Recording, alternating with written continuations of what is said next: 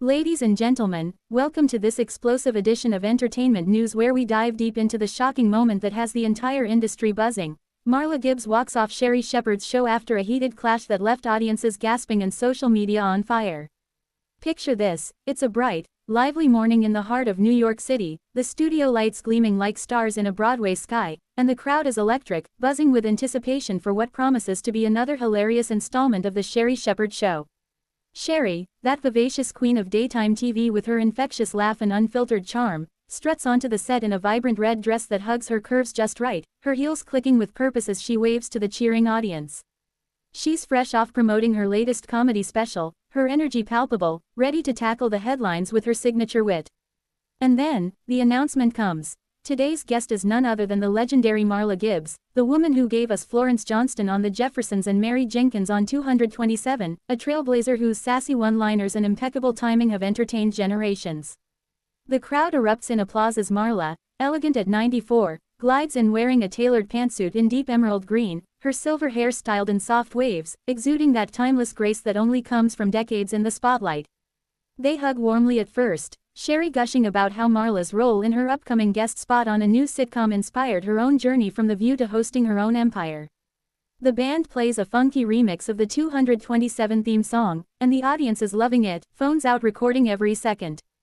But beneath the surface smiles, there's a subtle tension brewing. Marla's known for her no-nonsense attitude, forged in the fires of Hollywood's golden age, while Sherri's bold, boundary-pushing style sometimes dances too close to the edge. As the applause dies down, Sherri launches into her opening monologue, cracking jokes about celebrity feuds and age-defying divas, her eyes twinkling with mischief as she glances at Marla. The laughter rolls like thunder, but Marla's smile tightens just a fraction, her fingers drumming lightly on her knee. It's the kind of moment that feels like the calm before a storm, where one offhand comment could ignite the powder keg. And oh boy, does it.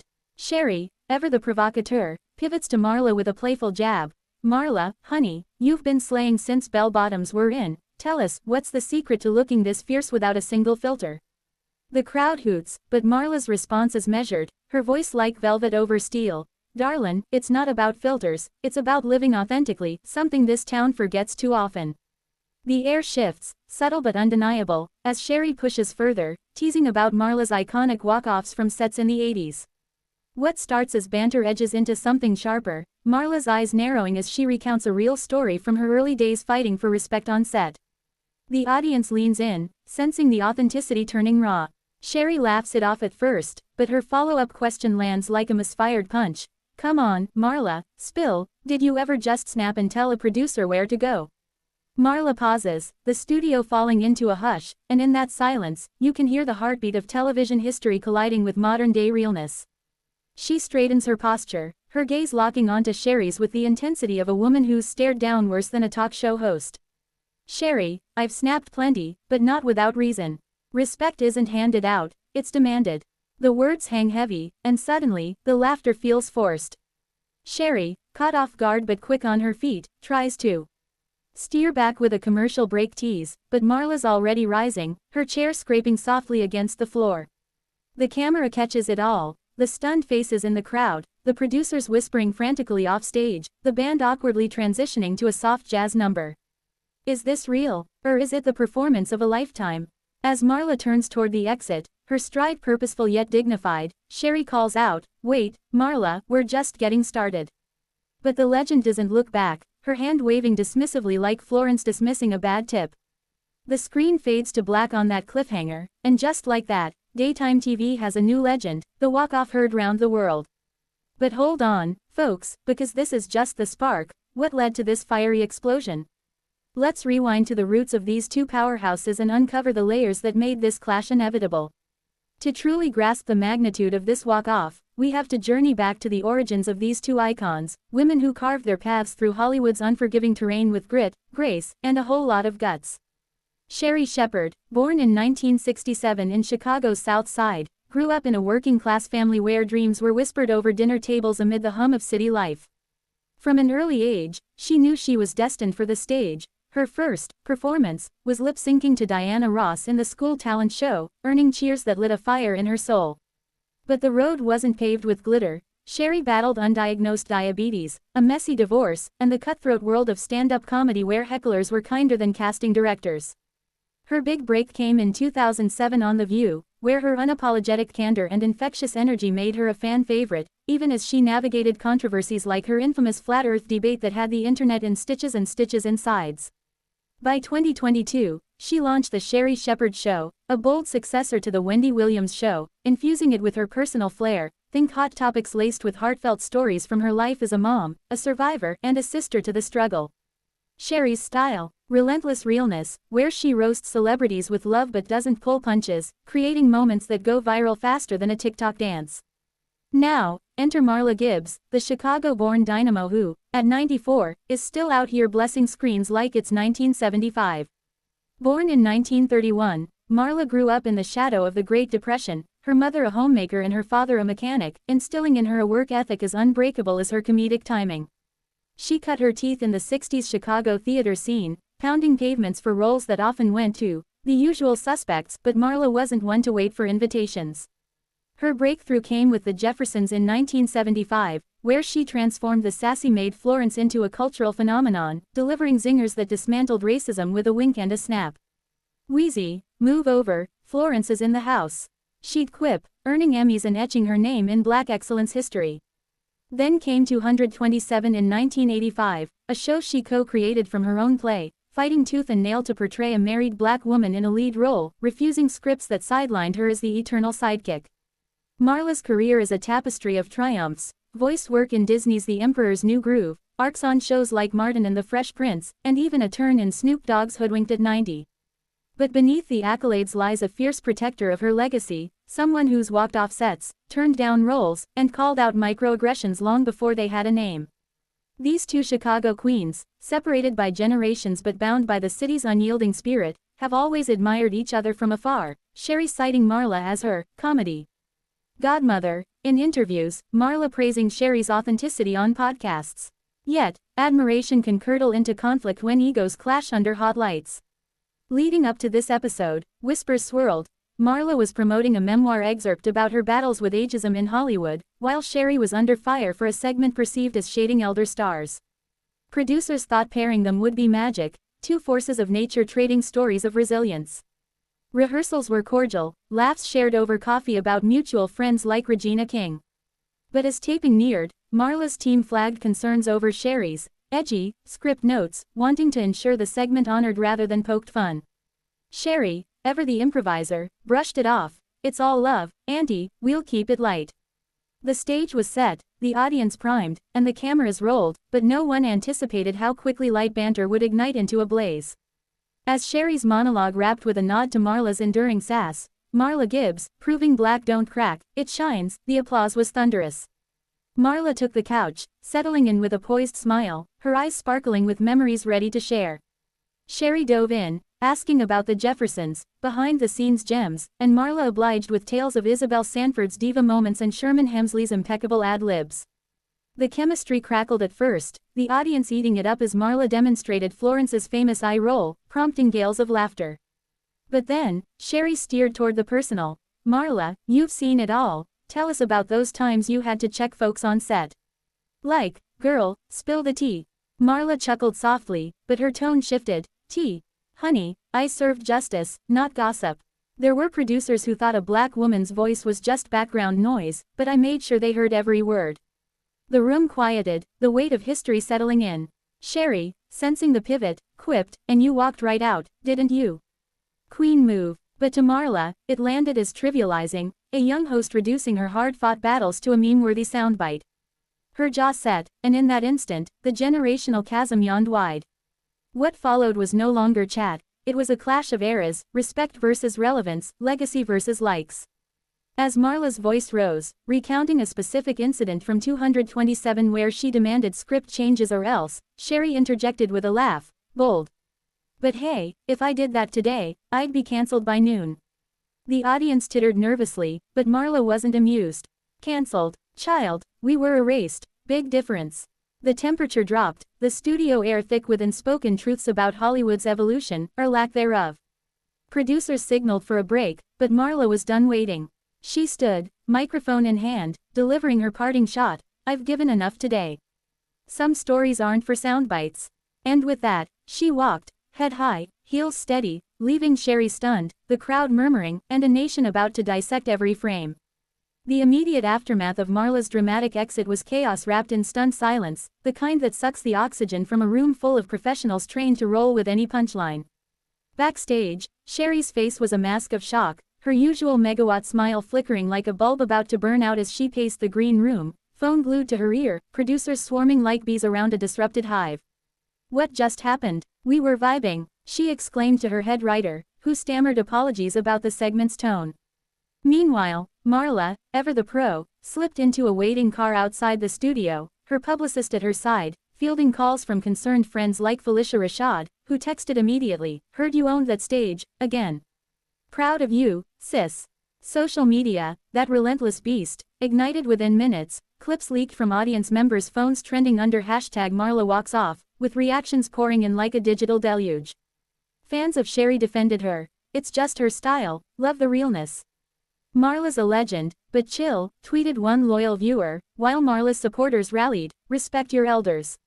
Sherry crossed the line, turning pain into punchlines. Hashtag protect Marla. The divide was generational and fierce, Black Twitter dissecting every nuance. Was Sherry's humor empowering or erasure? Did Marla's exit honor her boundaries or steal the spotlight? News outlets pounced. TMZ splashed blurry footage with the headline, "Gibbs ghosts Shepherd, feud or fade out," while Essence ran a thoughtful piece on the unspoken rules of black women in media. Ratings for the episode, aired with a hasty edit that cut to commercial mid-clash, spiked 40%, proving controversy is still TV's best friend. Sherry, regrouping on-air post-break, addressed it head-on with her trademark vulnerability. "Y'all, that was intense. Marla's a queen, and if I stepped wrong, that's on me. Let's talk about it." The audience, a mix of awkward claps and empathetic nods, hung on as she shared a quick story of her own walk-off from a bad gig early in her career, humanizing the moment. But the damage, or was it dialogue, was done, sparking panel discussions on CNN and podcasts like The Read, where hosts Kid Fury and Crystal debated. Marla didn't walk off, she walked up, reminding us all that experience demands space. Behind the scenes, apologies flew. Sherry's team sent a lavish bouquet of roses and a handwritten note, "Auntie, your fire lit me up. Let's talk soon." Marla, from her Los Angeles home, responded via her representative with a classy statement. It was a passionate exchange, not a feud. "Sherry's a star. We just hit different notes today." Yet, the ripple effect spread far. Casting directors buzzed about the Gibbs effect, with more roles suddenly greenlit for veteran actresses, and Sherry's show announced a future segment on Hollywood's unsung walk-offs. As the day wore on, celebs chimed in. Oprah reposted a clip with, "Boundaries are beautiful. Love to both," while Snoop Dogg, Marla's recent co-star, joked on Instagram, "Auntie Marla don't play, Sherry, you good. Let's smoke this out." The walk-off became more than a moment, it was a mirror, reflecting the tensions black women navigate in an industry that loves their shine but fears their shadows. Fans flooded Marla's mentions with clips from her glory days, reigniting love for the Jeffersons marathons, while Sherry trended for her resilience, her book sales ticking up overnight. But as night fell on that fateful day, the real question lingered: would this clash heal into collaboration or scar into silence? Interviews poured in. Marla on The Breakfast Club the next week, her voice steady as she unpacked the exchange. "I didn't walk off in anger, I walked off in clarity. Young blood like Sherry needs to know the cost of our crowns." Sherry, on Watch What Happens Live, teared up. "It hurt, but it taught. Marla's my mirror, showing me where to grow." The public devoured it all, memes morphing from shade to shade, throwing admiration, like one viral edit syncing Marla's exit to Beyoncé's Irreplaceable. Universities even slotted it into media studies syllabi, calling it the Gibbs-Shepherd paradigm, when icons intersect. And through it all, the two women stayed mum on reconciliation, letting the narrative breathe, evolve, teach. This wasn't just entertainment, it was education, a masterclass in standing your ground amid the glamour. As clips looped endlessly, one truth emerged: in the Game of Thrones that is TV, walking off isn't defeat, it's declaration. The industry watched, waited, wondered, what's next for these trailblazers whose clash cracked open conversations long overdue? Diving deeper into the heart of the clash, let's unpack the exact words that turned a cozy couch chat into a combustion chamber, because every syllable mattered in this symphony of showdown. It started innocently enough, about 5 minutes in, after Marla shared a light-hearted anecdote about auditioning for the Jeffersons in a borrowed dress that nearly split at the seams. Sherry, howling with laughter, wiped a tear and said, "Girl, that's gold." Florence was born from that fire, sassy, unapologetic, taking no mess. Marla nodded, her eyes warming with the memory. She was me, amplified. I poured every slight, every, not quite right, into her retorts. The audience awed, sensing the soul behind the sitcom. But Sherry, hungry for that viral zinger, leaned in with, and those walk-offs. Remember when Florence quit the Jeffersons like 3 times? Iconic. You've got that DNA, ever think of pulling one today? Marla's laugh was polite, but her reply carried weight. Walking off isn't a gag, Sherry. It's survival. Back then, if you didn't claim your worth, they'd write you out entirely. The studio hummed with agreement, heads nodding in recognition of those pre-#MeToo battles. Undeterred, Sherry pressed, her tone playful but probing. True, but imagine if we all did that now. I'd walk off every commercial break if my coffee's cold. The crowd chuckled, but Marla's expression cooled like summer rain on hot pavement. It's not the same, dear. You walk for laughs, I walked for life. Producers saw a black woman speaking up and labeled it difficult. I'd lose roles for less. Silence stretched, broken only by a distant cough in the back row. Sherry, sensing the skid, backpedaled with enthusiasm. Oh, absolutely, your courage paved my path. But come on, share one spicy story.